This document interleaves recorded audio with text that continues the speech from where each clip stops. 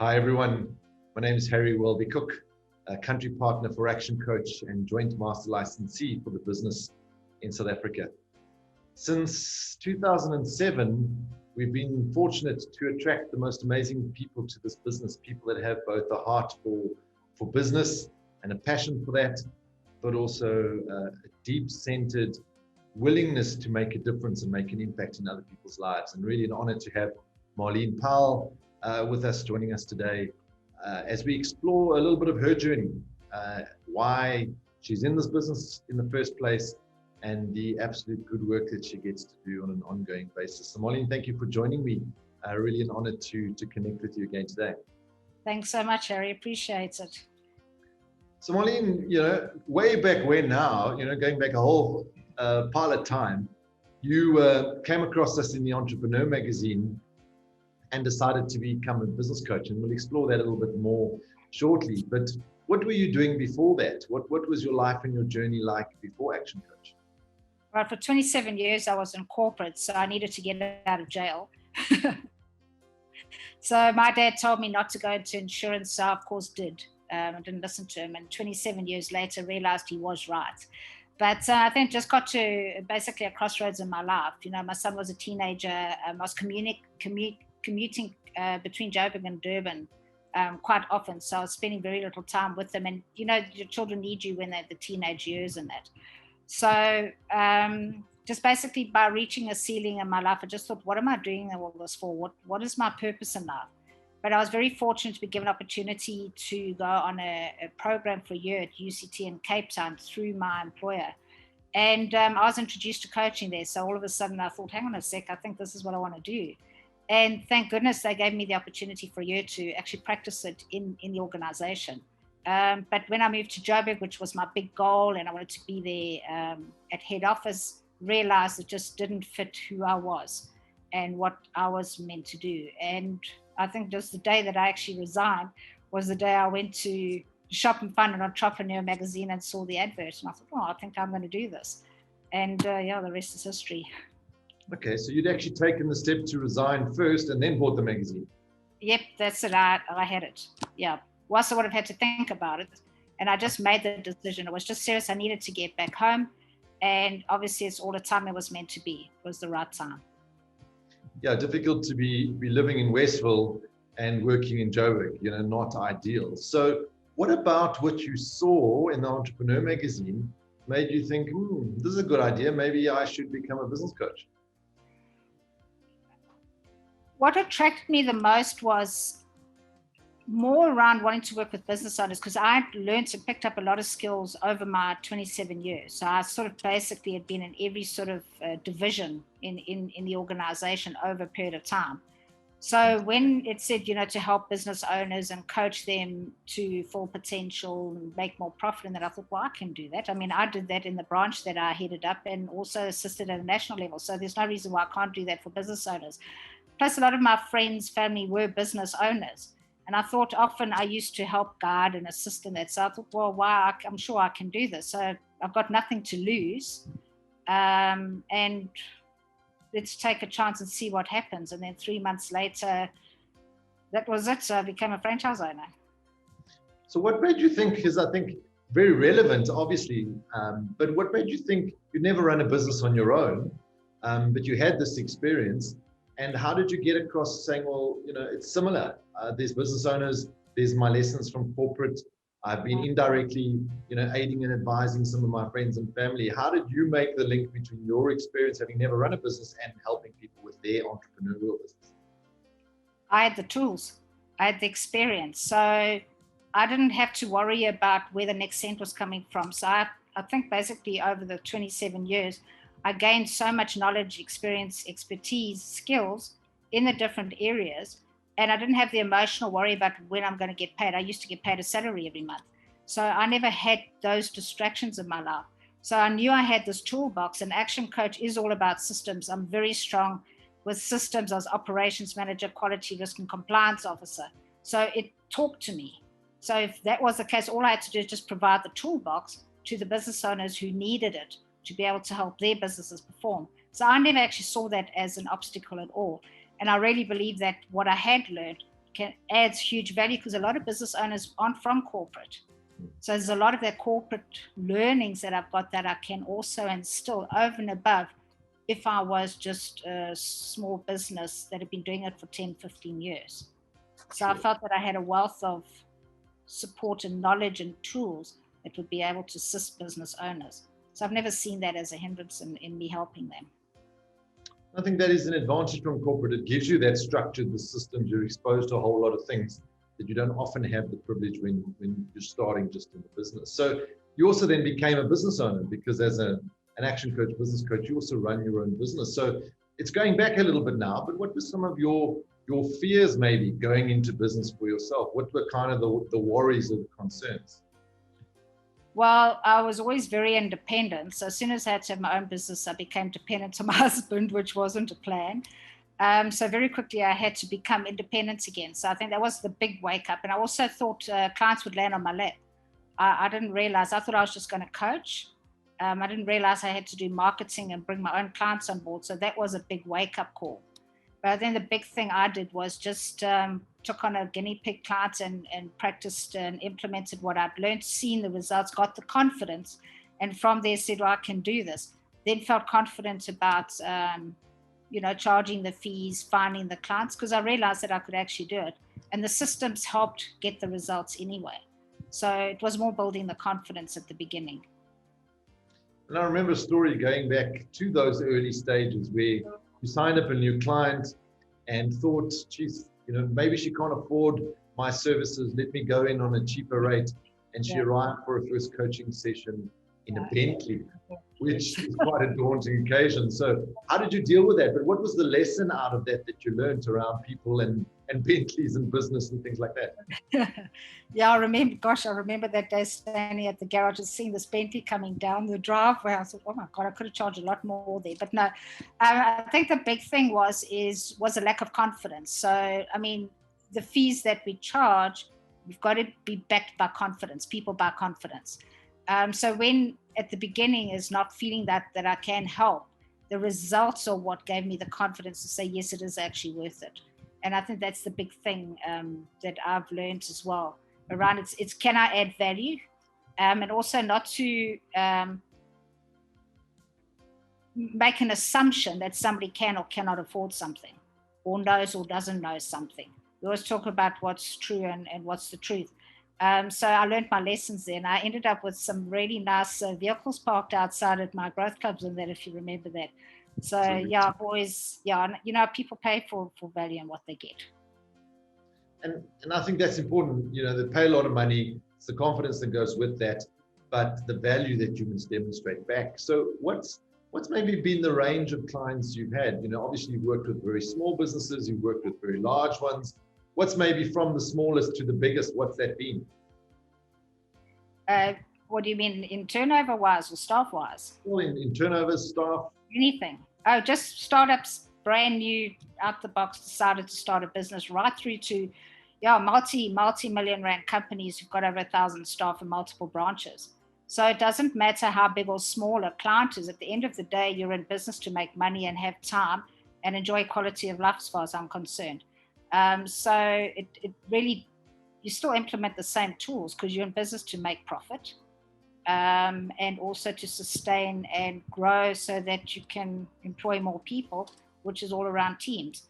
So it's I don't get daunted by big companies or small companies. I'll treat every client as if they're my only client, and no matter how big or small, we're going to get the results that they want to achieve.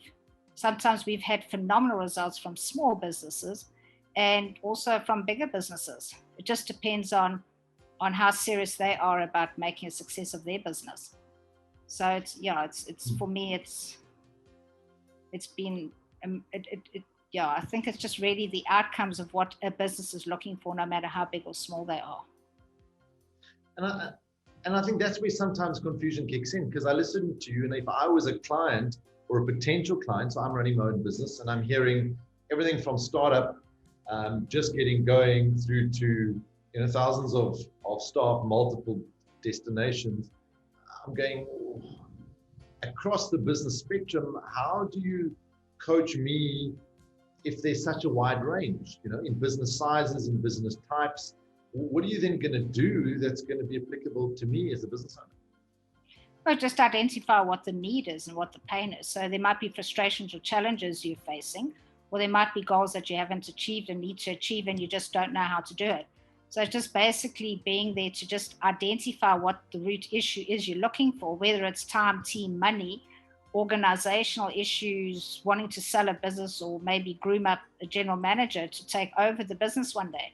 So when we just identify, and that's the role of a coach, is just to identify what is that immediate need you're looking for, address it, and then from there start looking at other areas of the business where we know that we can make a difference.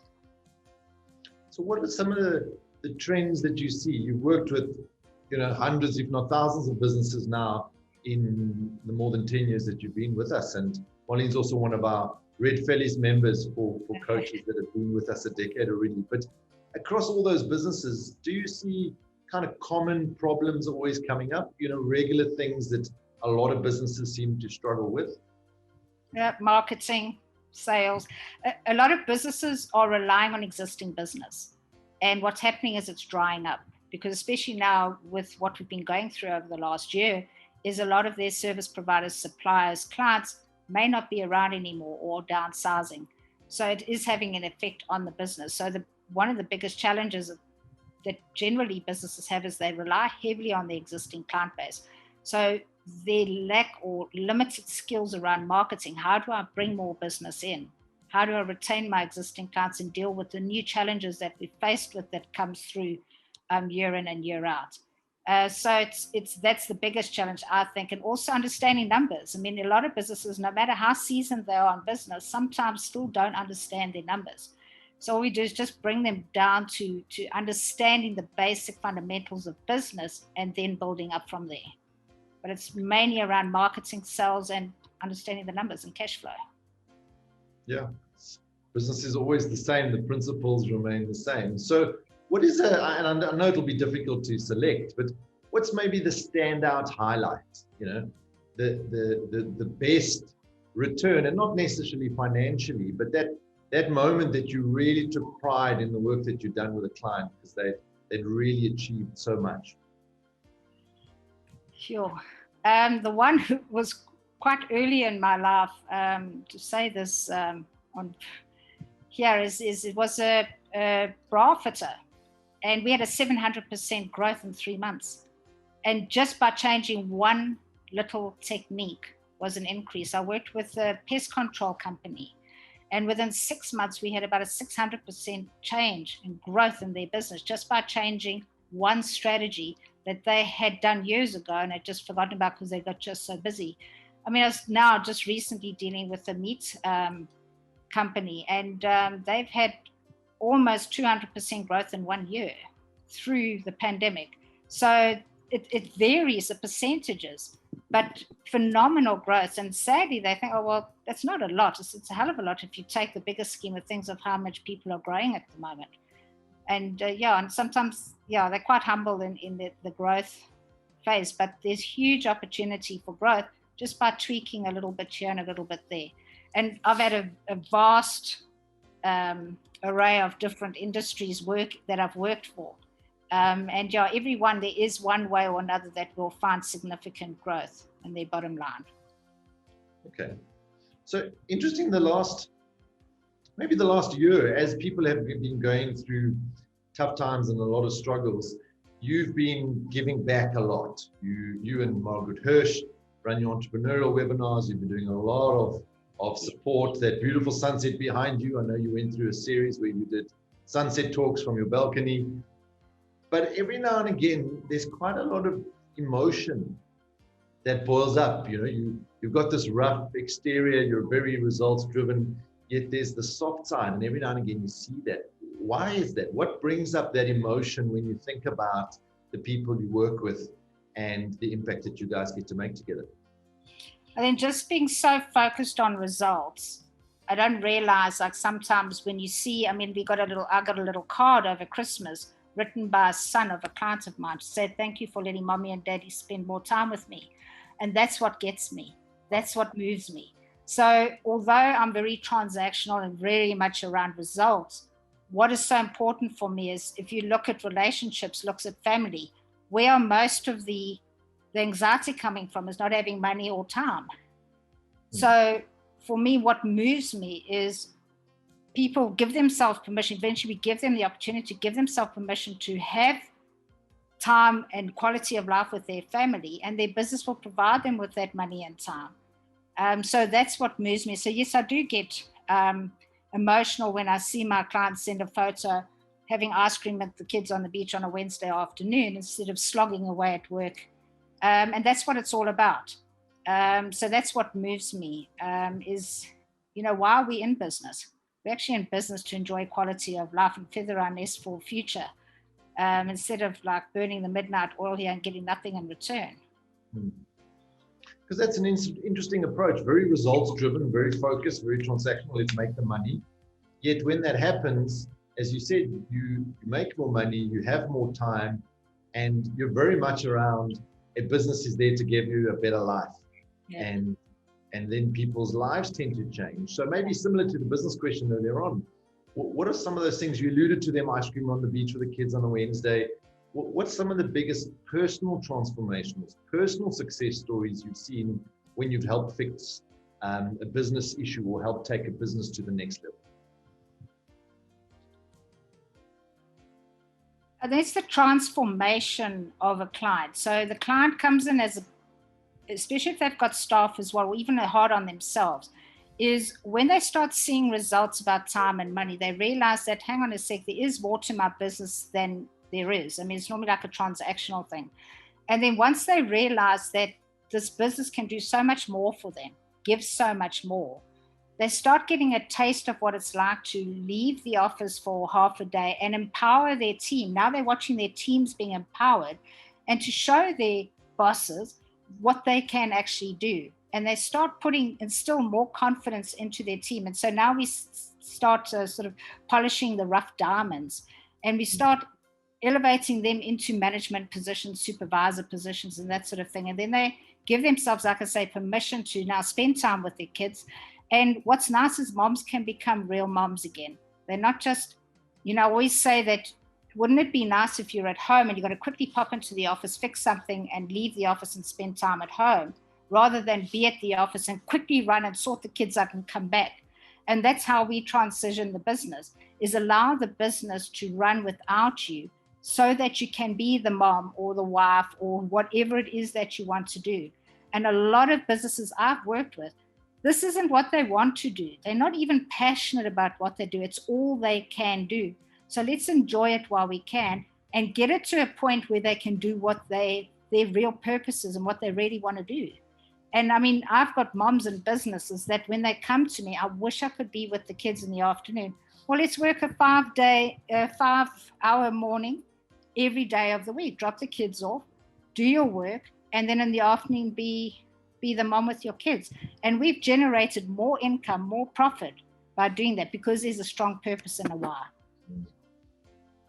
Yeah, absolutely. So a lot of people know there's something missing.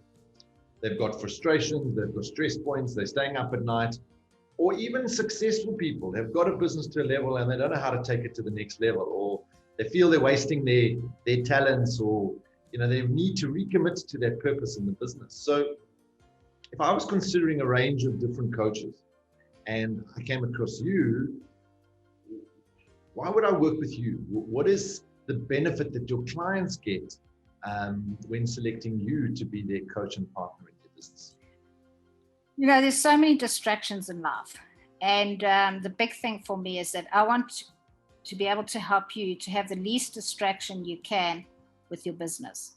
So we want to simplify your business. It's simple, not easy, but we want to simplify your business. We want it to do the job it is meant to do, is give you the time and the money so you can then make sure that all your other aspects of your life are also taken care of.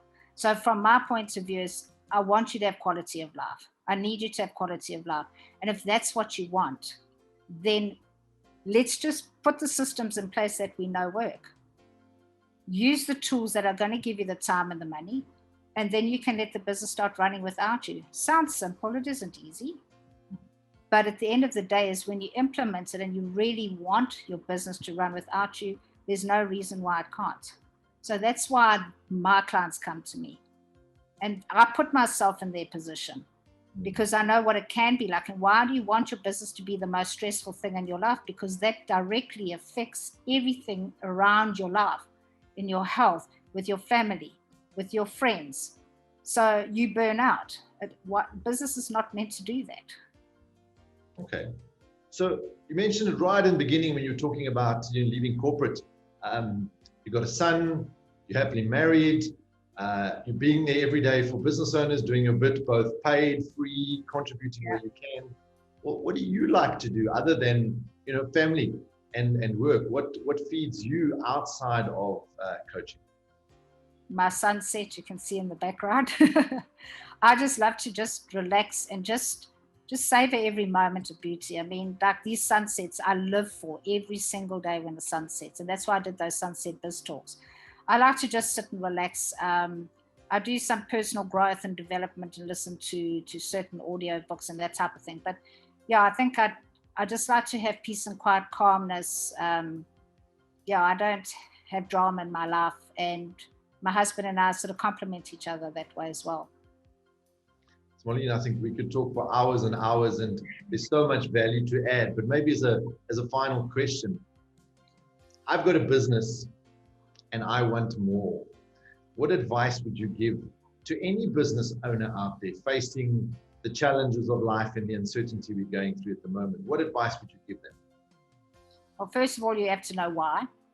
And secondly, you need to be disciplined. And if you can't be disciplined on your own, then you're going to need someone to help you be disciplined and hold you accountable to it. All practical, simple stuff. Marlene, thank you very much for your time. It is truly an honor to have walked this journey with you. And we are constantly in the privileged position to attract such amazing people to this business, both coaches like yourself, support staff that work for us, and the most amazing clients. And I think that's why we continue to do what we do. So as we live our vision of thriving businesses, so that they can impact economies and in doing so transform communities. Continue the good work, and thank you for being part of this team. Thank you, and it's only a pleasure, and thanks for your strong leadership and your team. Thanks, Marlene.